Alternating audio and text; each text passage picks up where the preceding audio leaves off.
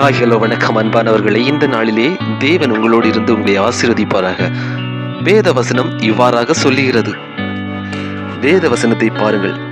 காற்றானது தனக்கு இஷ்டமான இடத்திலே வீசுகிறது, அதன் சத்தத்தை கேட்கிறாய், ஆகிலும் அது இன்ன இடத்திலிருந்து வருகிறதென்றும் இன்ன இடத்திற்கு போகிறதென்றும் உனக்கு தெரியாது. அவையினால் பிறந்தவனவனோ அவனும் அப்படியே இருக்கிறான் என்றார். இவ்விதமாய் வேத வாக்கியம் சொல்லுகிறது. ஹாய் நண்பர்களே, காற்றானது எங்கிருந்து வரும் என்று தெரியாதது போல நமக்கு எங்கிருந்து உதவி வரும் என்று நமக்கு தெரியாது. நமக்கு உதவி செய்ய நம்மை படைத்த இறைவன் காற்றை போல, மழைகளைப் போல எல்லா இடங்களுக்கும் உதவி செய்ய ஆட்களை வைத்திருக்கிறார். தூதர்களை கொண்டு உதவுவார். அதனால கவலைப்படாதிருங்க. கவலையே பட்டு நம்ம ஒன்றும் செய்ய போறதில்லை.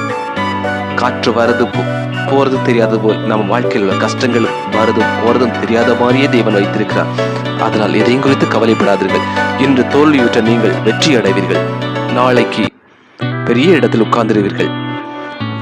உங்களை ஆசீர்வதிப்பார்.